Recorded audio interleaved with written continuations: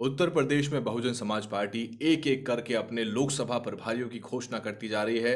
हालांकि 38 में से लगभग सभी सीटों पे बसपा ने अपने प्रभारी फाइनल कर दिए हैं, लेकिन उसकी सार्वजनिक सूचना आपको शायद बाद में मिलेगी। बिजनौर की आज हम बात करेंगे। बिजनौर से बहुजन समाज पार्टी के कौन होने वाले हैं बसपा के प्रत्याशी। जो प्रभारी फिलहाल बने हैं वही प्रत्याशी संभवतः होते हैं। इसमें अपवाद को छोड़कर आमतौर पर बदलाव देखने को नहीं मिलते। बताएंगे आपको बिजनौर के इतिहास के बारे में। बने रहिए दलित न्यूज़ नेटवर्क के साथ। मैं हूं वैभव कुमार। तो बिजनौर से बसपा ने इकबाल ठेकेदार को अपना लोकसभा प्रभारी बना दिया है।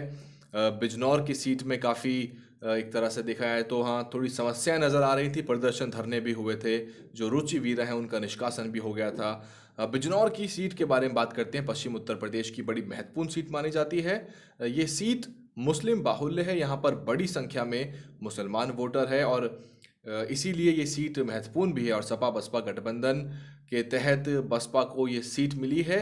हालांकि इस सीट पर बहुजन समाज पार्टी ने तीसरे नंबर का स्थान हासिल किया था। ये सीट इसलिए बहुत महत्वपूर्ण है क्योंकि यहाँ से बहन कुमारी मायावती ने चुनाव लड़ा था एक समय में और उनके सामने रामविलास पासवान थे और मीरा कुमार थीं। यानी कि रामविलास पासवान, मीरा कुमार और बहन जी यहाँ से चुनाव लड़ चुके हैं आमने सामने और इस चुनाव में मीरा कुमार की जीत हुई थी। 2014 लोकसभा चुनाव में भाजपा ने 2 लाख से ज़्यादा वोटों से जीत हासिल की थी, तो वो बम्पर वोटिंग हुई थी। इसलिए हम 2014 के आंकड़ों को ज़्यादा तवज्जो नहीं देंगे। वर्ष 1989 के चुनाव में बहन जी को इस सीट पर ऐतिहासिक जीत मिली थी। बिजनौर से बहन जी ने ज़बरदस्त जीत हासिल की थी और जब भी बिजनौर का नाम लिया जाता है तो बसपा प्रमुख बहन मायावती को भी साथ ही याद किया जाता है, क्योंकि यहाँ से उन्होंने जो जीत हासिल की थी वो इतिहास में दर्ज है। बिजनौर में कुल मिलाकर वोटरों की संख्या 15 लाख के आसपास है और कुल वोटरों का 44% मुसलमान समुदाय से आता है। 2014 लोकसभा चुनाव में सपा के शाहनवाज रजा दूसरे स्थान पर रहे थे। बावजूद इसके ये सीट बहुजन समाज पार्टी को गठबंधन के तहत मिली है।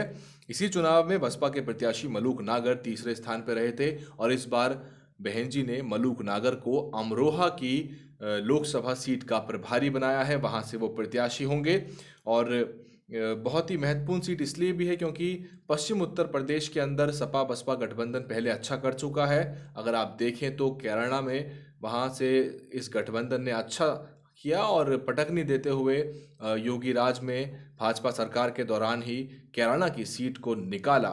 इस बार उनके साथ रालो और अब गठबंधन में रालोद भी उनके साथ है। ऐसे में जो जाट, मुस्लिम और दलित का यहाँ जो गठजोड़ बनता नजर आ रहा है और जो इनकी अच्छी संख्या है, इससे सपा बसपा गठबंधन में और उनके कार्यकर्ताओं में दोनों पार्टियों के खासा उत्साह है।